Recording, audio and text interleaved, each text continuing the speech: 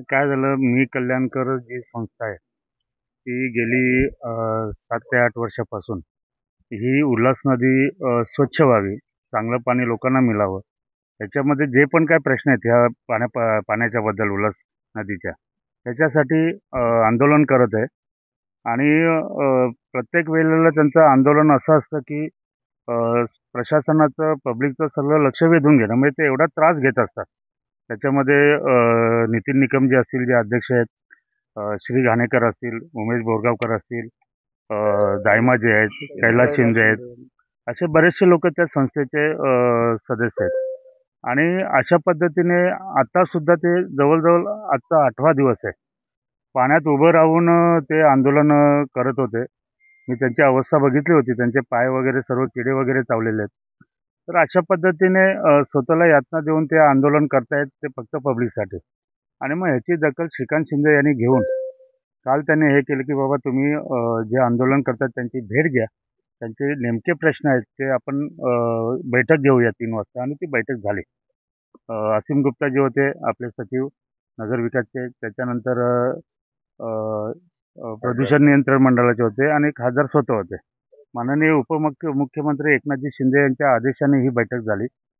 आणि अतिशय संतोषजनक बाब अशी आहे, की ह्या बैठकीमध्ये सर्व मुद्दे, म्हणजे नितीन निकम किंवा त्यांच्या संस्थेचे जे सर्व मुद्दे आहेत, ते मुद्दे साहेबांनी, खासदार साहेबांनी एकदम आक्रमकपणे प्रशासनाजवळ मांडले. आणि हे व्हायलाच पाहिजे. त्याच्यामध्ये ही जलपर्णी असेल, येणाऱ्या नाल्यांचं पाणी असेल, अ, अजून काय विषय, जे पण हे नदी स्वच्छ करण्यासाठी असेल, त्याच्यासाठी कडक भूमिका घेतलेली आहे.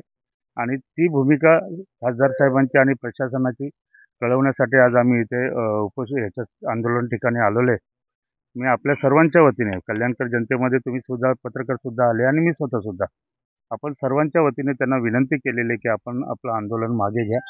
योग्य तोडगा निघालेला आहे. त्यांच्याशी मी बोललेलो आहे. त्यांचं सुद्धा समाधान झालेलं आहे. त्यामुळे पुढील याच्यासाठी एक टास्क फोर्स आपण हे करणार आहेत, ज्याच्यामध्ये त्यांचे 2 प्रतिनिधी असतील, मी स्वतः असेल, प्रत्येक डिपार्टमेंटचे एक-एक हे असतील, आणि कलेक्टर साहेब, शिंगारे साहेब यांना त्याचं हेड केले जाईल. जेणेकरून जे प्रश्न निकम साहेब किंवा त्यांचे सहकारी प्रशासना ठिकाणी मांडत होते, ते टोलाटोली होत होती. ते आता होणार नाही, कारण आमचं बारीक लक्ष त्या गोष्टीवर असेल. आणि जे त्यांचं स्वप्न आहे, त्यांचं स्वप्न म्हणजे कल्याणच्या पूर्ण जनतेचं स्वप्न जे आहे, कल्याण डोंबिवलीच्या, की आम्हाला स्वच्छ पाणी मिळावं, ते मला तरी वाटतं पूर्णतः येण्याची शक्यता आहे बऱ्याचशा प्रमाणामध्ये. 1 मेला त्याची शेवटची बैठक आहे, जेव्हा ते DPR वगैरे सर्व तयार करतील. आणि 5 मेची त्यांनी डेडलाईन दिली, की त्यावेळेस ही सर्व कामं, जी पण कालच्या मीटिंगमध्ये सुचवली, ती सर्व कामं व्हायला पाहिजेत.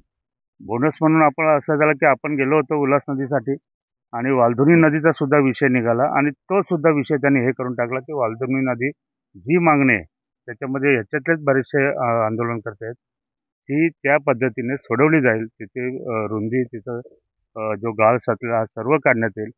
ह्याचा फरक असा पडला निकम यांच्या आंदोलनाने, की फक्त कल्याण डोंबिवली किंवा उल्हासनगरची उल्हास नदी नाही, तर संपूर्ण महाराष्ट्रामध्ये हा पायंडा आता पडण्याची शक्यता आहे. कारण तशा पद्धतीची काल तिथे बोलणी झाली होती. आणि जलपर्णी लवकरच मला वाटतं एक 15 दिवसामध्ये काढायला सुरुवात होईल. बाकीच्या गोष्टींचा DPR बनवून आम्हाला 1 किंवा 2 मेला सादर केला जाईल. त्याच्यातल्या काही सूचना वगैरे असतील किंवा काय असेल ते हे करून 5 जूनला अंतिम बैठक आहे, तोपर्यंत त्या DPRवर काम चालू झालेलं असेल. अशा पद्धतीने निकम यांच्या आणि त्यांच्या सहकार्याच्या आंदोलनामुळे कल्याण डोंबिवलीच्या जनतेला आता स्वच्छ पाणी मिळण्याची शक्यता फार जवळ वाटते आपल्याला. आणि त्यामुळे मी आपल्या सर्वांच्या वतीने ह्या सर्व आंदोलनकर्त्यांचे, नितीन निकम असतील, उमेश बोरगावकर असतील, श्री घाणेकर असतील, कैलास शिंदे असतील, दायमाजी असतील, आणि त्यांचे इतर सर्व सहकारी.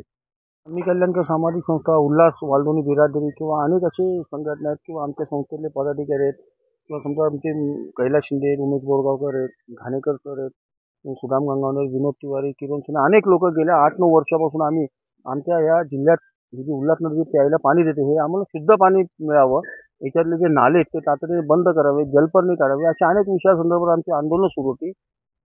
काल आमचं 5व्या टप्प्यातलं हे आंदोलन होतं. 8वा दिवस आहे आंदोलनाचा.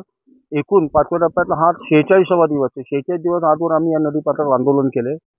काल दुपारी 3 वाजता खासदार श्रीकांत शिंदे यांच्या पुढाकाराने MMRDA नगर विकासचे जे सचिव आहेत असीम गुप्ता सर यांच्या अध्यक्षतेखाली काल एक मीटिंग झाली. त्या मीटिंगमध्ये सर्वच म्हणजे MPCBचे जे अधिकारी असो, कलेक्टर असो, CEO असो, जिल्हा परिषद CEO असो, कमिशनर असो, सर्वच म्हणजे सर्वांनी मीटिंग घेतली व या मीटिंगमध्ये सांगितलं की जे जलपर्णी आहे, एक विषयामध्ये असं जलपर्णीचा जो विषय होता तर 10 मशीन हे भाडेतत्वावर घेणार आहेत आणि उल्हास नदी आणि वालधुनी नदीत नाही तर महाराष्ट्रातल्या सर्व नद्यांमध्ये या प्रदूषण मुक्त करण्यासाठी काल त्यांनी हे पाऊल उचललं आहे. त्याचा दुसरा जो विषय होता नाले बंद करण्याचा. तर नाले बंद करण्याच्या संदर्भात देखील त्यांनी आम्हाला एक डेडलाईन दिली आहे की इथं तातडीने काम करून STP प्लांट उभारले जाणार आहेत. व सगळ्यात महत्त्वाचं म्हणजे आजवर ही कामं न होण्यामागचं सगळ्यात प्रमुख कारण होतं तो म्हणजे निधी. परंतु काल खासदार श्रीकांत शिंदे साहेबांनी सिद्धेश कदम यांना MPCBचे जे आता सध्या अध्यक्ष आहेत त्यांना सांगितलं व त्यांनी संपूर्ण महाराष्ट्रातल्या जेवढ्याही ह्या प्रदूषणाचे ज्या नाले आहेत याच्यावर जो STPसाठी जो काही खर्च लागेल तो MPCB हा द्यायला पूर्णपणे तयार आहे. त्यामुळे काल एक चांगला असं नद्यांच्या बाबतीत एक चांगला निर्णय काल झाला आहे. त्यानंतर आम्ही मागणी केली होती की ह्या उल्हास नदीसाठी एक स्पेशल टास्क फोर्सची नियुक्ती करण्यात यावी व ती सूचना आमची मान्य करण्यात आली आहे.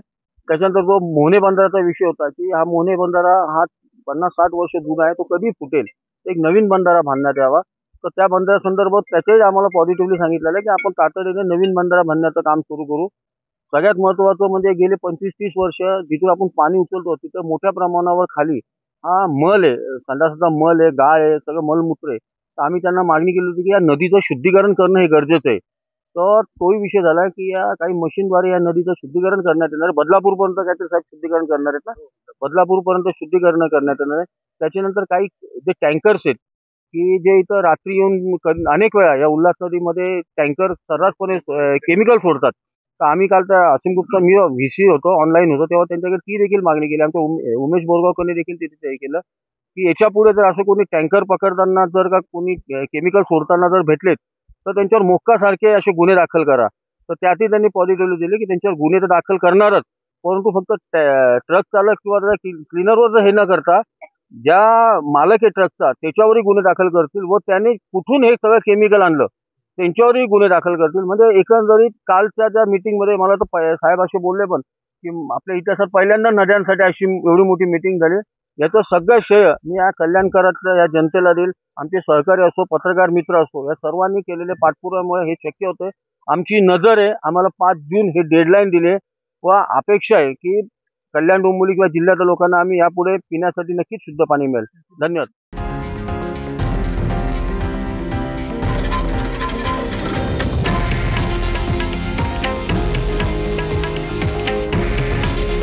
हे आहे देशातील नंबर 1 न्यूज नेटवर्क आणि आपण पाहत आहात TV9 मराठी.